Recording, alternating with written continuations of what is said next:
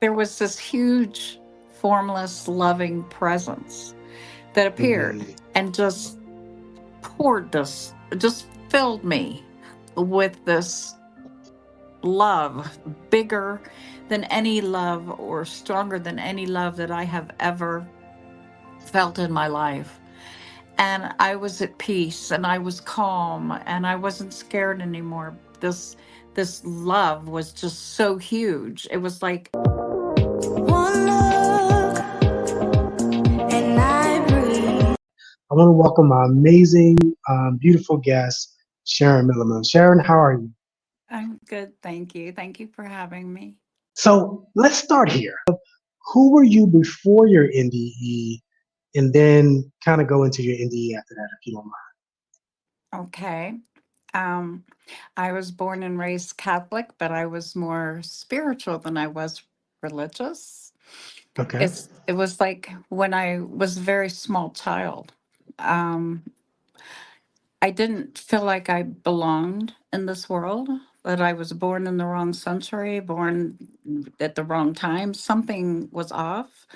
And I Yeah. wasn't, I was, I could see things and hear things that other people couldn't. And so they didn't know quite how to take me. So Right. Right. I was a subject of a lot of ridicule and laughter, and people made fun and said, "Oh, that's just imaginary," or just, but Yeah. that really wasn't the case. And Real quick, when did you first start noticing, or what age were you when you first started noticing, wait, I'm seeing some things or some ones that people are not seeing? Like, when did that start? How old were my earliest memory was around 3 or 4 you? Okay. is when Okay. I remember it. It was Okay. actually, I had two baby brothers who passed away, Mm, and one of my baby brothers, Michael, used to come and play yeah. with me every day. And Wow. I mean, he looked just like I did. Yeah. And Yeah. when I tried to explain to my, well, he asked me, don't call me by my given name because mom is still mourning, our mother is still mourning my passing. But at 3 or 4 years old, I wasn't quite sure what that meant, because to me he was just a little boy I played with. Yeah. And I knew that he was my brother, but how I knew that I don't know, unless I remembered him from heaven or whatever. It was hard for me to. It was just, I just knew. Yeah. And so when he told me to call him by a different name because he didn't want mom to cry, that was all I could think about was, oh my goodness, I don't want to make mom cry, you know. Right. Right. But I didn't know what he meant by his passing, and that, you know, mom was going to Yeah. cry because of that. I thought I was going to be making her cry, and so I said, "Well, I'll call you whatever you want me to call you. I don't want to make mom cry." Right. So he called me. He told me to call him Jonas, and my parents did not talk about, the death of Yeah. my two brothers when we were little. I mean, I had Yeah. no idea. I mean, Yeah. so that's why I Yeah. couldn't understand. Okay, I can see you. I can touch you. We go swing Yeah. on the swing together. We run through the Yeah. golden wheat field behind the house. We're Yeah. laughing. When I get in trouble, by golly, you're getting in trouble too. But I Right. had no idea. But yet I knew he was, Fascinating. but my parents never told me until I was Yeah. much older that they had two sons that passed away. And Wow. so at the time, I did not know. I knew, but I didn't know. Nobody told me. Yeah. Yeah. So you're having these incredible experiences, playing with your brother, seeing people that no one else can see. Right.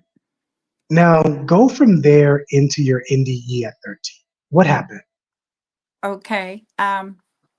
We had moved to West Virginia, and we had a we had a swimming pool in the area in the neighborhood that we lived in. So my parents decided it was we needed to know how to swim.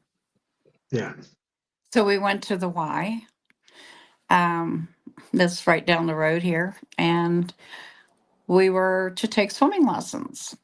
And um,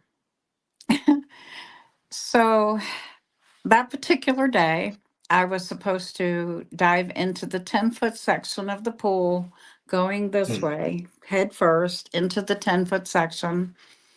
And I watched all the other kids. We were considered the older kids. And so there was a Yeah. section that had the babies in it, the small children, and then there was a middle age section, and then us Yeah. big kids. And so the instructor, he wanted us to do that, and I sat back and I watched all the other kids do it. They went in, came out. Everybody was fine, but I had this horrible feeling, this foreboding, this I don't even know how to put it. It was just like I cannot do this. I Yeah. was watching the water, watching the kids, watching everybody, and it seemed harmless, but yet I felt this is not going to do right. It's not going Yeah. to end Yeah. well. It's not going to end well. And so I told him I just can't do it. And he told me, he said, "Well, you're either going to do this dive or I'm going to throw you in." And Mm. the next thing I know, I mean, I must have turned pasty white. I don't know, but I just could not move. And he grabbed me around the waist and he just tossed me in. And when he did, I just I struggled for it. It seemed like time seemed to stop. It seemed like I Yeah. struggled forever. But then Yeah. I sunk to the bottom and I'm laying on the bottom of the pool. And I felt warm. I felt cozy. I wasn't scared. I mean, all of that left as soon as my spirit just kind of left my body and was hovering Okay. above me. I could see myself on the bottom. I could Yeah. see all around the pool. I could hear everybody. And I kept thinking, now how is that possible? I had no clue what was happening. Yeah. Yeah. And so I'm laying on the bottom of the pool and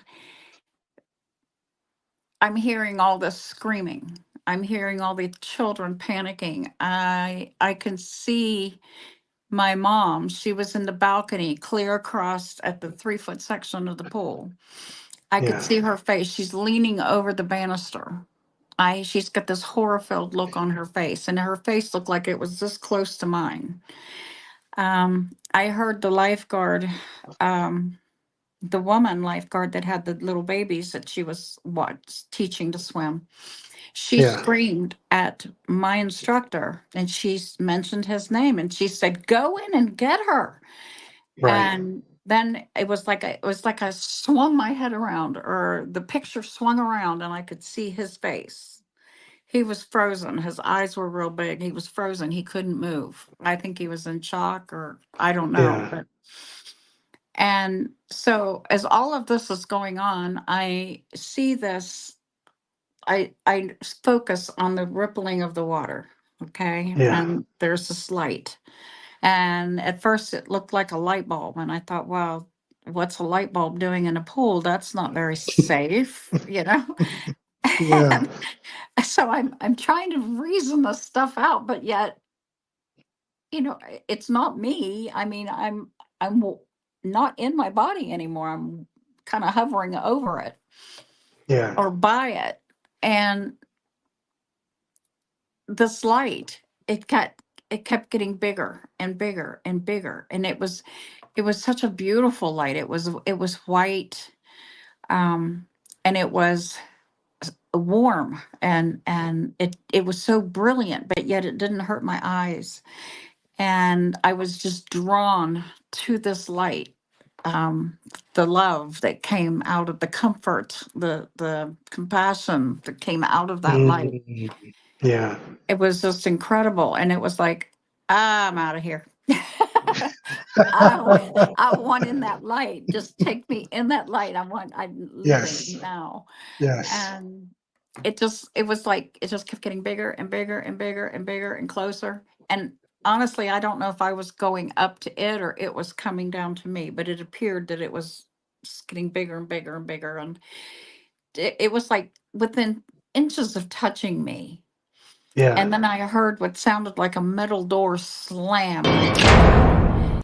And that's when the lifeguard that had the middle-aged kids that was in the center of the pool, he had Yeah. jumped in and he had got me and he was doing CPR. And so that slamming sound and that echo sound was my body, my spirit slamming back into my body.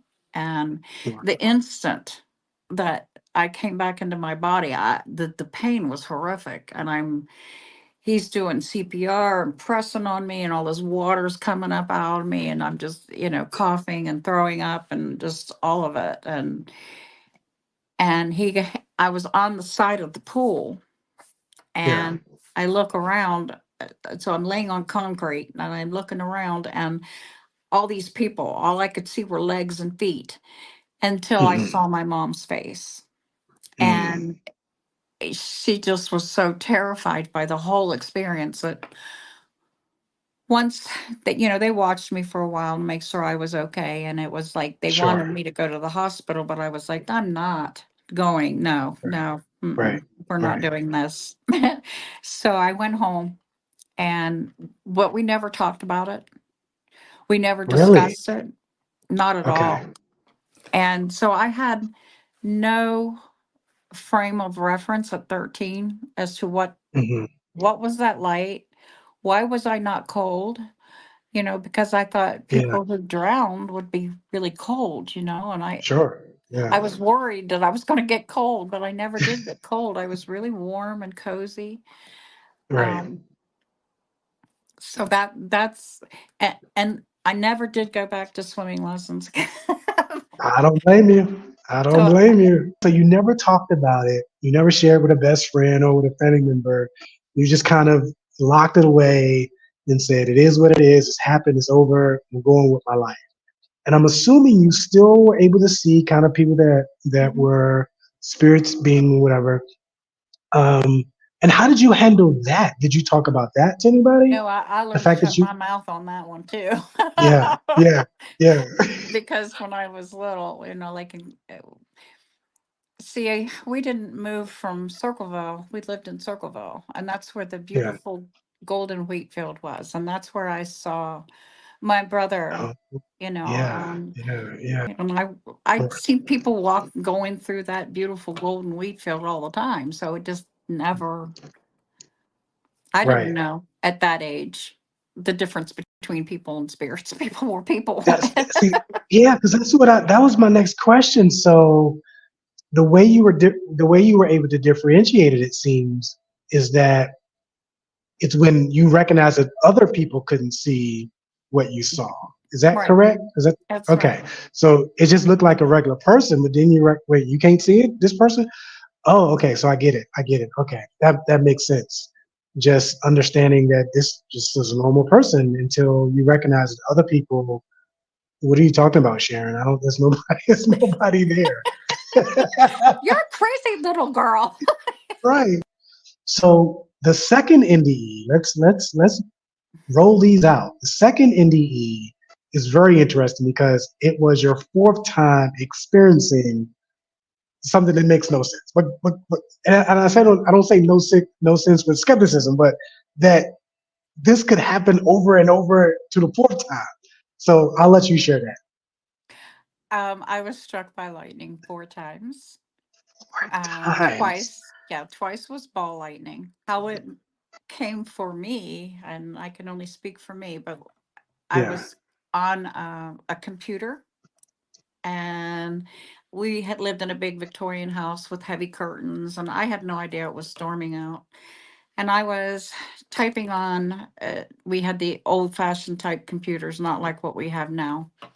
Right. Um, with the tower that weighed 5,000 pounds and a great big Yeah. monitor. Oh boy. Oh boy. Real old. Yeah, that one. So I'm typing on the computer, and this the old windows that we had. Now ball lightning can actually go through glass, and that may have been Wow. what it was. I thought it went through the slats between the window and the windowsill, because we had the old Yeah. fashioned windows that had the weights in them that you could use to lift Yep. them up Yep. and down. Yep. Yep. So, but at any rate, however it came in, and it was a yellow orange fireball. I mean, it was literally a fireball, and it was rolling across the room, kind of like this, just rolling Yeah. across the room. And Yeah. its target was the computer. Okay. Okay. I thought you was I'm gonna like, say you, but go what? ahead. It zapped Right. my hands, and when it did, that electricity went all the way up my shoulders and up into my neck, and I'm thinking, oh my Ooh. god. It was Right. Right. it was one of those where you're just going "Zzz." Yeah. Like the old cartoon. And of course the keyboard was just burnt black, Yeah. it was fried, and it was Yeah. like, wow, okay. So that happened twice, and then this twice was lightning bolts. And Okay. now we had a transformer that was in front of our house, and maybe that's what the issue was. Could be. I Could have really been. Could don't have been. know. I just Right. know that lightning was coming after me like crazy. And I was like, That makes sense. That makes sense with the transformer. Yeah. Go ahead. I'm sorry. no, Yeah. no. So the fourth lightning strike was what actually caused my second near death experience. And what Okay. happened was I was sitting out on the concrete steps behind my house, and we had a little roof that came over the stairs. So I was sitting there kind of huddling underneath that roof, and I was talking on a cordless phone. And it was raining, and I heard what sounded like thunder in the distance. Okay. And then all of a sudden, there's this loud crack, and the lightning Right. bolts coming out of the sky, and it's arcing up from the ground, or whatever. Oh And my it hit goodness. my right arm. And Oh when my it did, goodness. I I got a scream out. The lady that I was talking to didn't hear from me for a couple weeks, and she didn't know what happened, because she told me she heard the scream on the phone, and then the phone just died. There was nothing, Yeah. because it charged the phone. But Yeah. Yeah. it was just immense. When that lightning hit my arm, it went through my body and Right. left black char marks on the concrete steps. Wow. And it traveled underneath the house and blew the transformer that was in front of the house. So Okay. the whole Okay. neighborhood didn't have any power. Right. And actually, when I moved out of that house finally, the Yeah. neighbors were Finally. coming to say goodbye, and they called me the lightning girl. So it was you who did Right. that. Right. But it was I remember just a moment of that immense, horrendous, agonizing, burning pain in my arm and going across my chest. And then my spirit just peeled right up out of my body. It was like peeling a banana. I mean, I'm just, well, from Wow. the bottom up, peeling the banana. Yeah. Like you turn a Yeah. banana upside down and peel it this way. Yeah. And I just popped right out of myself, and I could see myself laying there. But Yeah. it happened so quick that I had no idea what was really going on. I saw myself laying there crumpled on the ground, but it was Right. like I had no connection to that person that was laying there. I just Yeah. felt so great. I'm not in pain anymore. This is so awesome. Great. I feel wonderful. So Right. Right. floating or walking or whatever up the concrete stairs where I was just hit. And I go in Yeah. through my house, into my house, and I'm looking around and everything has this burnt gold look to it. And I Mm. couldn't figure out what that was. Why does Right. everything look so weird? And I looked Right. at the curtains on the wall or on the window above the Yeah. sink, and I noticed that they were not my curtains. I didn't recognize them. Oh. And so then I went into the dining room and I noticed that, oh my gosh, none of the furniture in here is my stuff. What? Mm. This is my house. I know this is my house, but Right. nothing in this house is my stuff. And so then I walked into the living room and I heard what sounded like an old time radio show playing. It sounded like it was back in the 20s or 30s. And we didn't have a radio like that. And I was like, where's that noise coming from? Yeah. Whose stuff Yeah. is this? Where am I Right. at? It was, I was curious, but I was scared at the same time because I was like, how did I get here? Yeah. Where is everybody? Whose stuff is this? What's going Yeah. on? Yeah. So just about the time that I was ready to just totally lose it, Yeah. there was this huge, formless, loving presence that appeared Mm. and just filled me with this love, bigger than any love or stronger than any love that I have ever felt in my life. And I was at peace and I was calm and I wasn't scared anymore. This love was just so huge. It was like if you take a bottle full of holes and you put a light, shine a light through it, all that light comes out through every hole. So it was like every pore in my body was just filled with this love and it was just coming out of me. Um, this presence, I knew the presence was God, but I wasn't told that. It wasn't like I Yeah. heard him say, I am the I am. I Right. just knew Right. that this presence, even though I couldn't see him or it or her or whatever people call it, Right. Right. um, I just knew. And what I call him a he because he appeared later as a he, but he it was like he just took this enormous arm and kind of wrapped it around me. And the next thing I know, we're moving sideways very quickly through these beautiful pink and gold clouds. We didn't go up, we didn't go down, we moved sideways. And at this point, I still didn't know I was dead. So I had no idea what in the world was going on. And so as I'm just the clouds were so magnificent. I'd never seen anything so beautiful. The colors were so brilliant. And that gold, it was like liquid gold running through these pink clouds. And we Yeah. got to the end of the clouds and w- I- we were in the entrance of this magnificent garden. And I could see trees and I could hear birds and the colors, the flowers, there were flowers everywhere and they were just pinks were pinker, reds were redder, everything was more vibrant. And actually I felt more alive than I have ever felt. And Yeah. um so we're just at the entrance, okay, and I'm seeing all these things and hearing the birds singing very loud, and it was just beautiful. These two Mm. young men stepped forward and they were um, probably between late 20s to early 30s.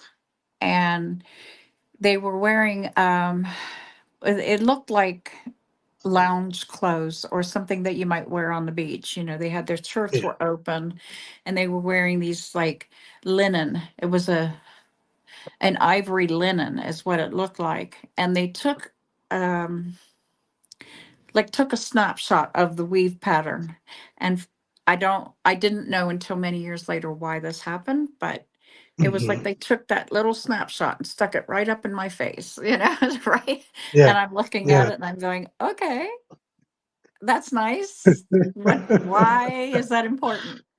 But that's what they did. And Yeah. so they actually they were my two brothers who had died when they were babies.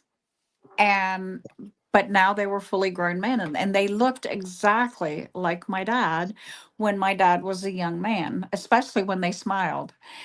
Yeah. And they had longer, of course my hair is very curly if I don't straighten it, but Yeah. Yeah. they had their hair was very curly and it was longer, and they had this color running through that darker blonde hair. So it looked to me like they had been out on the beach all day. They had that Wow. glow. They had a glow Yeah. to them.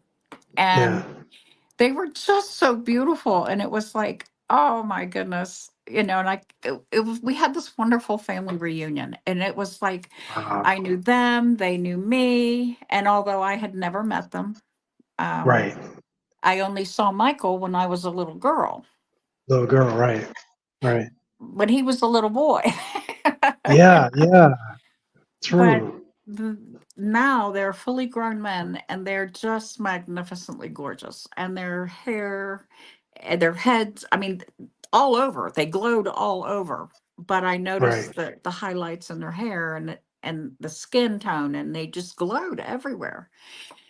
Um, so they walked with me, and like Stephen got on one side, Michael got on the other, and the presence moved to behind me.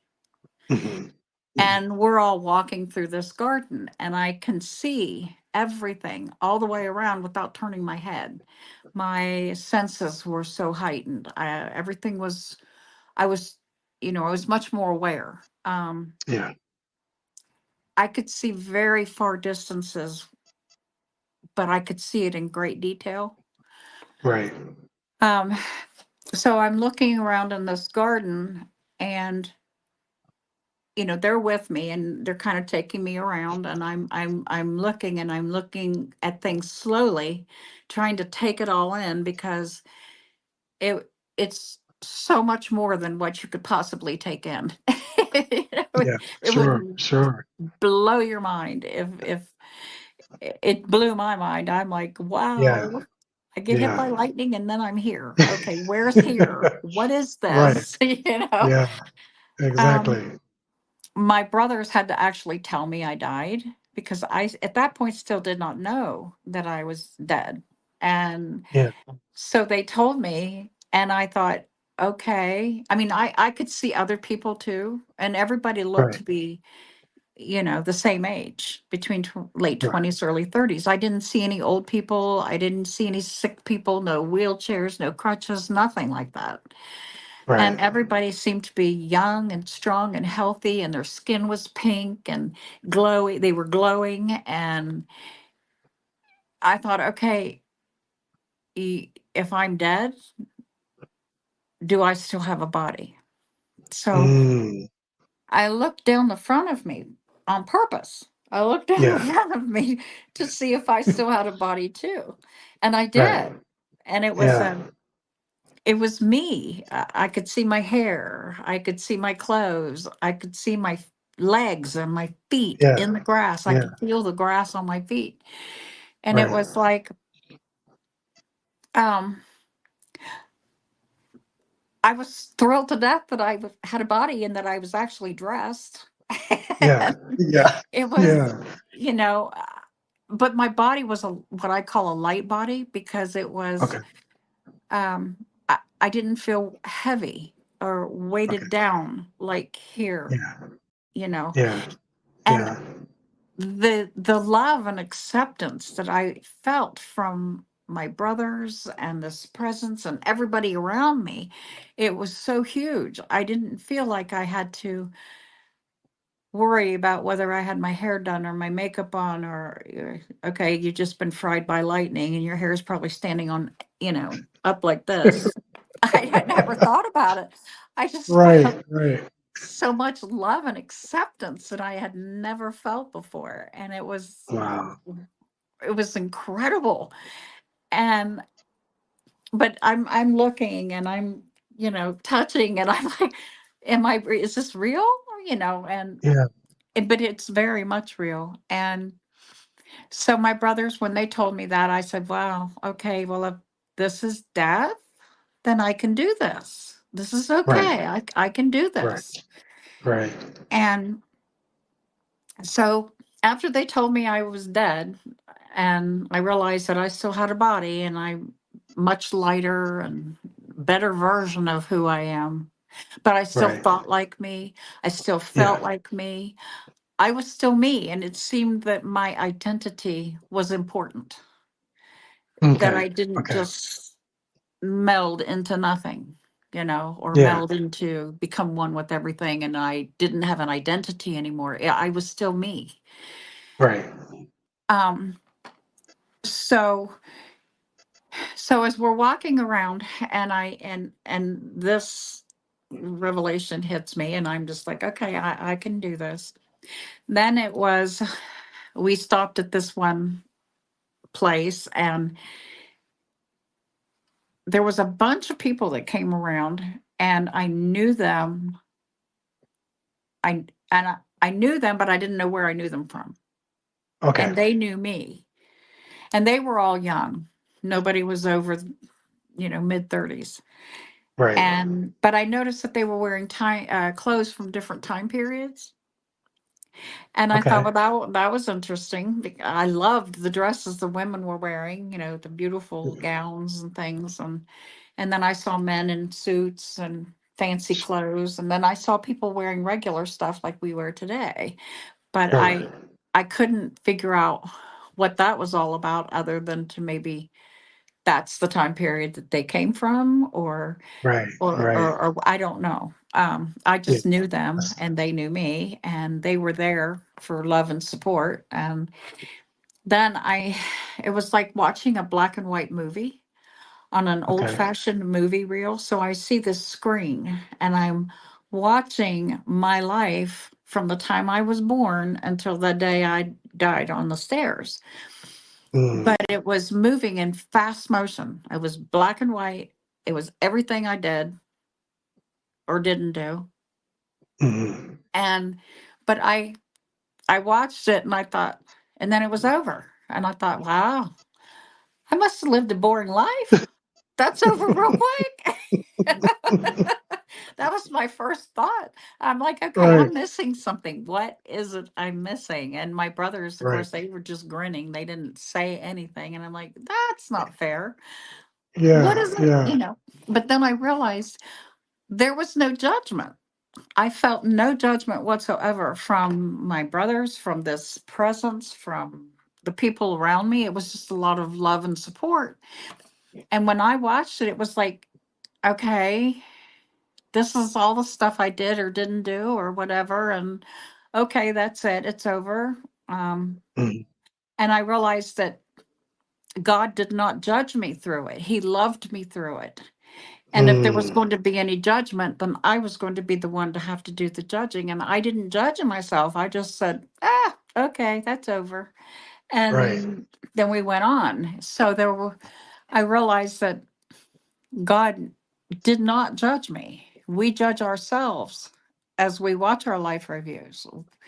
Yeah. And that they're really not intended for us to judge ourselves, but for us to look at what we did or didn't do and say, well, I could have done better there, or Yeah. maybe I should have done this or that, but if we judge ourselves, then that's, you know, it's not God judging us, we're doing it and in his Right. presence.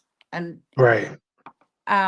so once that was over, then I heard a male voice, which I knew was God. He said, what you put out into the universe will come back to you. Mm. So that's probably was in my review, and I just missed it totally. right, because at this right. point I was like a feather on the breath of God. I was just floating along. There was absolutely no. Uh, I had no idea of anything other than I'm here Yeah. now. Now what? What's going Now to what? happen now? Right, right. What's And next? right. Yeah. So, so okay. So I start looking. My brothers start taking me around, and I start looking at. I could see the glorious city, what I call the Mm, glorious city, and it's in the distance. Okay, but yet I could see right. very, very detailed stuff like Yeah. the marble buildings. There were marble buildings, and the marble buildings had this intricate patterns that were carved into it, and there was Right. archways and columns and this intricate. They were just magnificent, but there was this huge golden wall that surrounded the glorious city, and I mean, it was huge. It was like um, giant cinder blocks, Mm, just stacked one on top of the other. It was a very heavy golden wall. right. And it wasn't until many years later that I realized that was the barrier. I couldn't go Okay. beyond that barrier because if I did, Oh, I wasn't going to come back.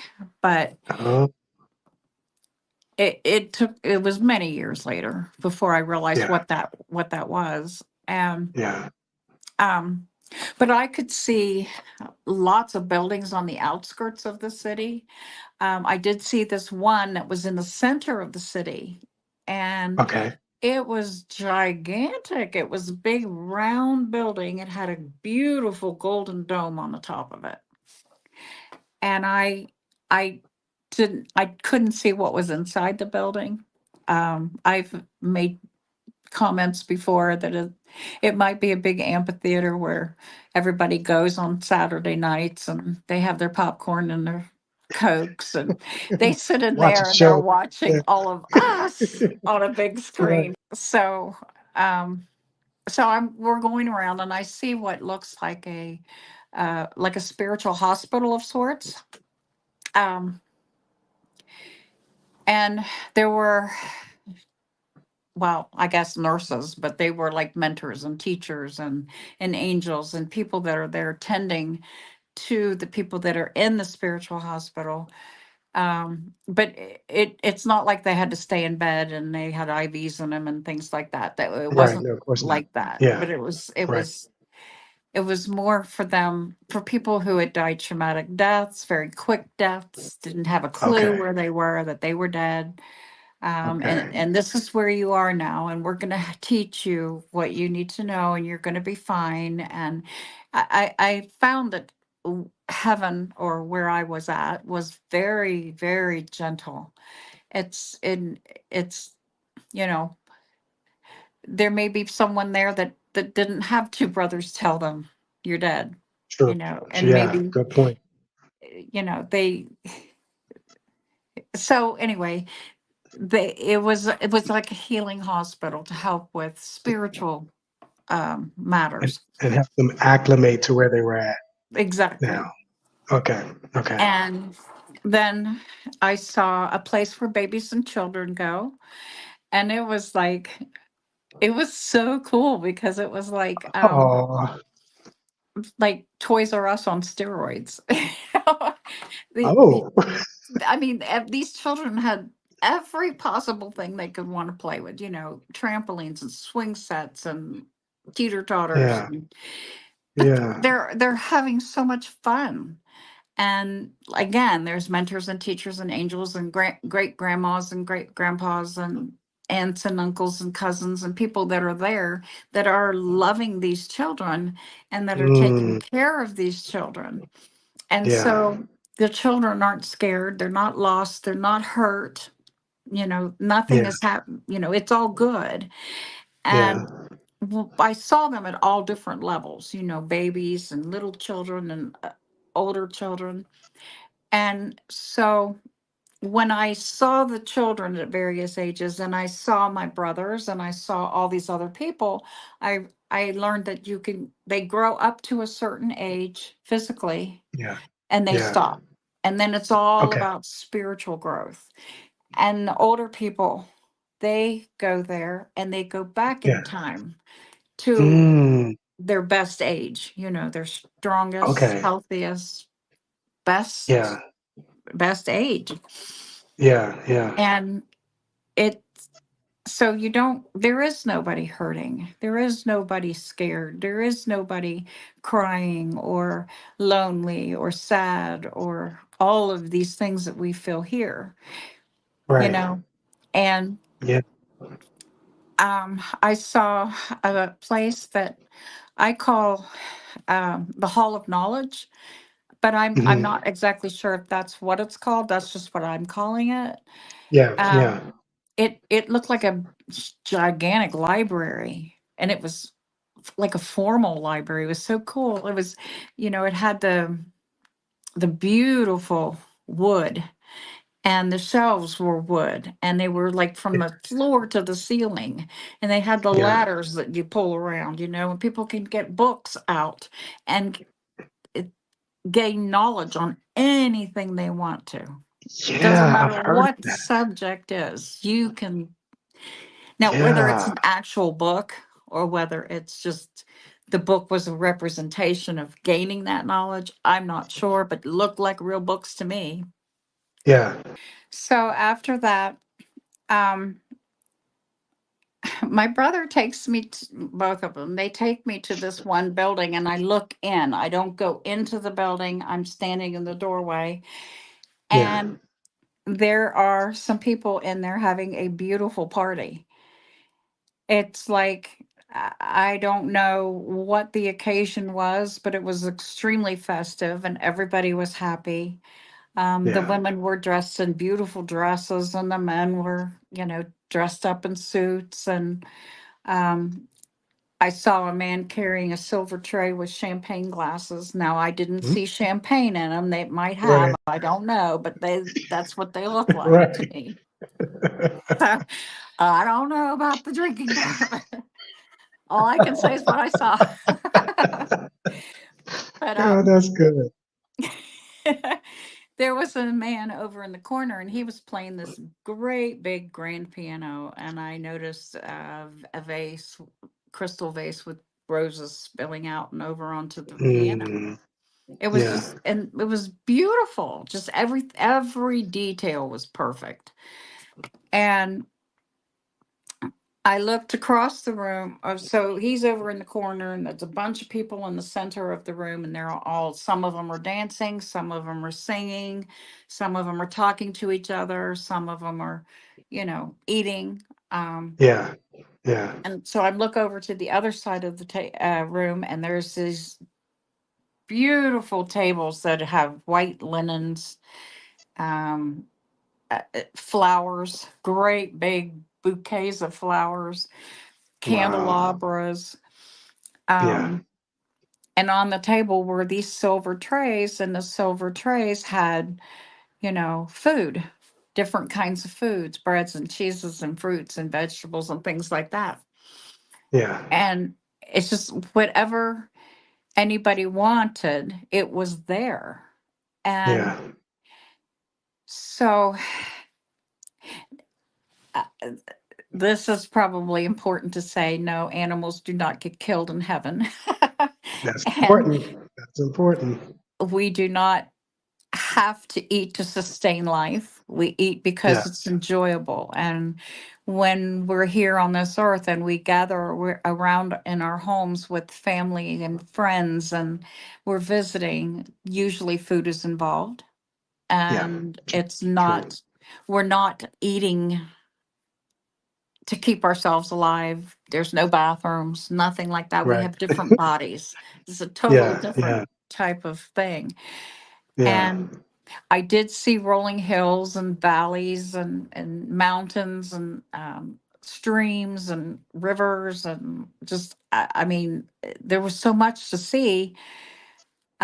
And there were animals. and none of them were being killed. God can create anything with a mere thought. And if you want a hamburger stand on every corner, all he has to do is think it, and there it is. I mean, if it doesn't go Yeah. against his will, if he's not, Yeah. you know, we're not hurting anybody by eating if we want to. You can Right. sleep if you want to, but you don't have to. Um, I saw different houses. Hmm. I saw a house sitting like up on a bluff, and I saw ocean waves coming up onto the, rolling up onto the rocks below. These Yeah. houses were like, they're made of stone, but they turn different color in the light when the light hits it. Saw another house right behind it that looked like an English cottage, and it had these gorgeous rose gardens in the backyard. Hmm. Um, so I realized that, you know, we have homes. The people have homes in heaven. They live, Yeah. and in each home is as individual as the person that lives in the home. Right. Um, I saw people that were like having picnics and sitting on benches and talking and laughing and visiting and that kind of thing. It was Wow. not. It was so beautiful. At one point, I heard music, um, Okay. and it was what I call big music. Like if you get three or four orchestras put together, Oh and you wow. have Okay. all these stringed instruments and bells and chimes and drums and flutes and horns and Yeah. whatever. It's all Yeah. these pieces, big pieces, all put together to make the symphony, right? Right. Well, Right. I noticed that everything in heaven had a vibration. Um, each color had a vibration. Each particular flower had a vibration. The Yeah. the the rocks that were in the streams, they had a vibration. The water itself had a different. The leaves, the tree trunks, the grass, everything had the animals.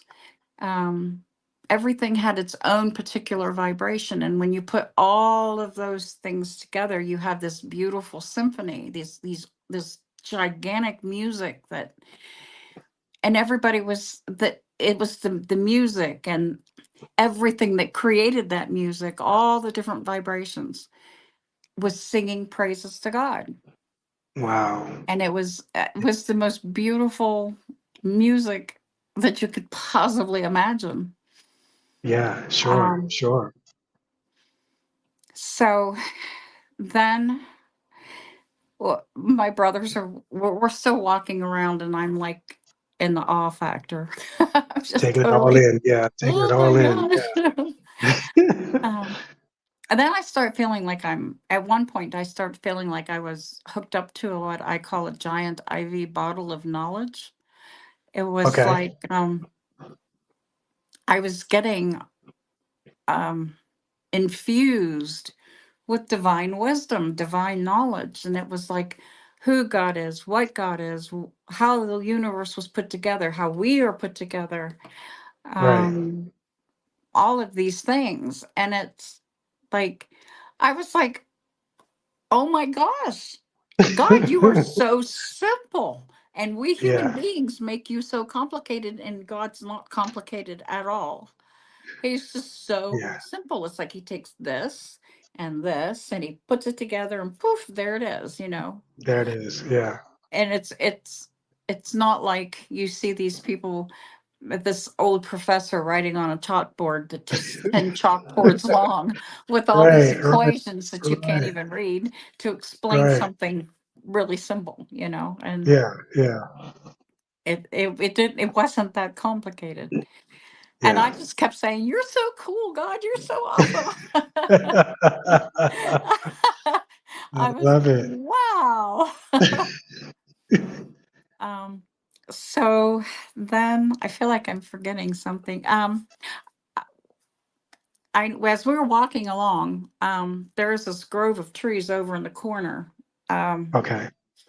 I have people have asked me what kind of trees they were. I have no idea. I don't know trees. Trees are trees. But Right. um,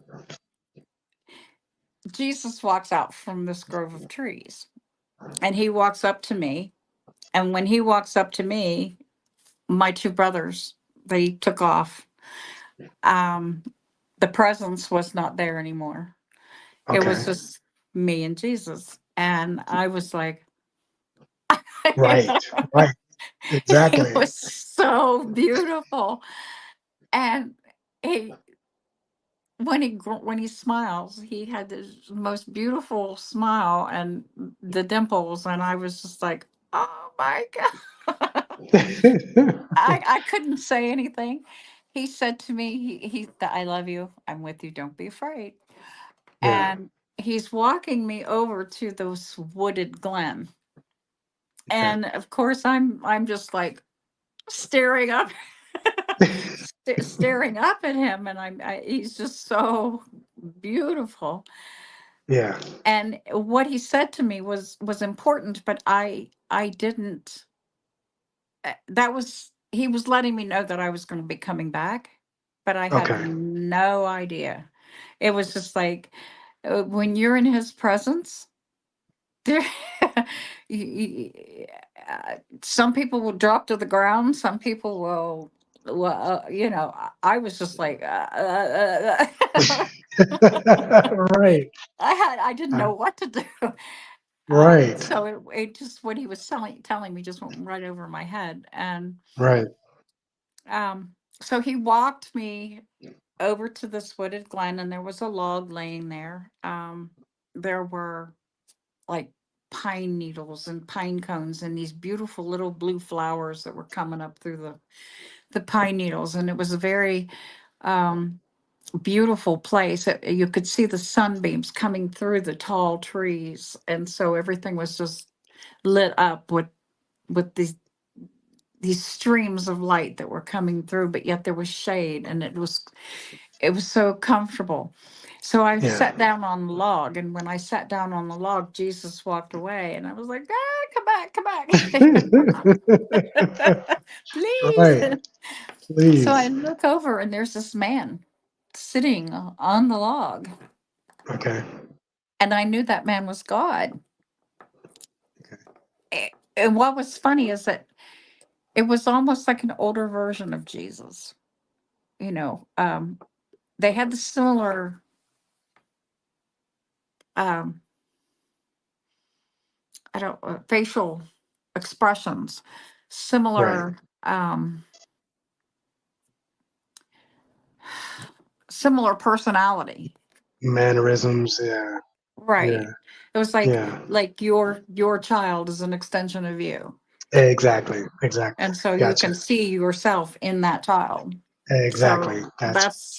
that's how it was. It was like, wow, yeah, I could see the two were connected. They were two separate beings, but I could see that they were connected, and then one Yeah. was an extension of the other, and but they were very similar.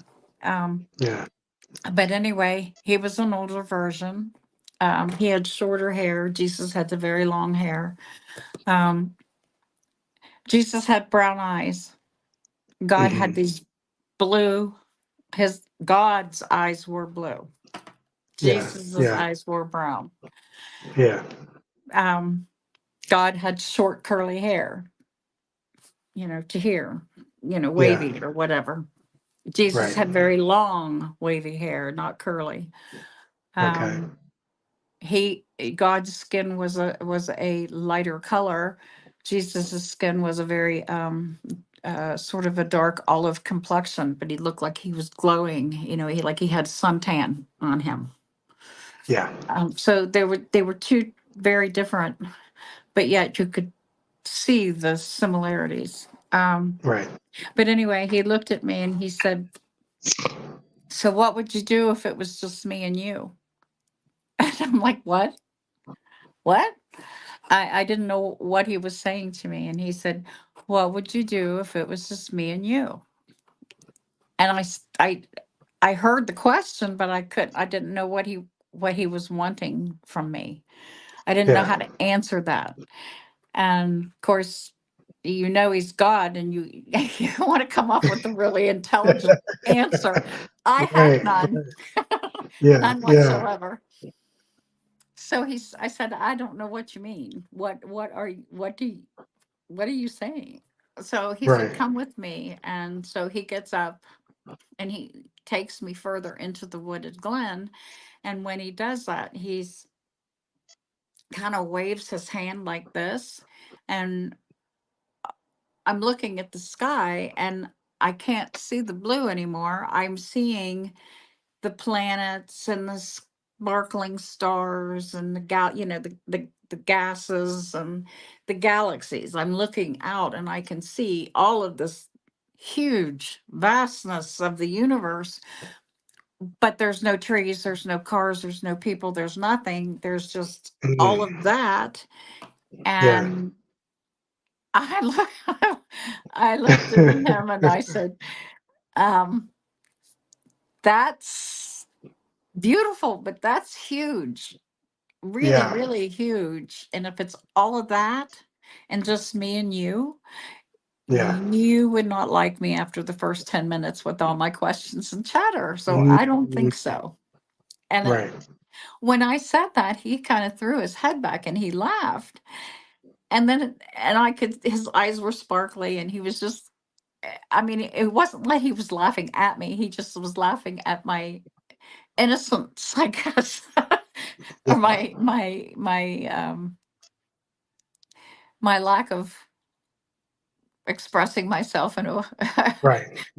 a Right. wise way, I guess. Right. And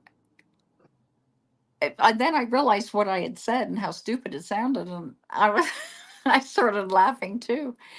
So his laugh was very infectious, and I learned that he's not that mean old guy that sits up in the sky, and he's not, he has a sense of humor, Right. and he lightened the whole thing up by laughing. And so we went and we sat back down. The question that God asks Sharon next, it will transform your life in a similar way that it has transformed Sharon's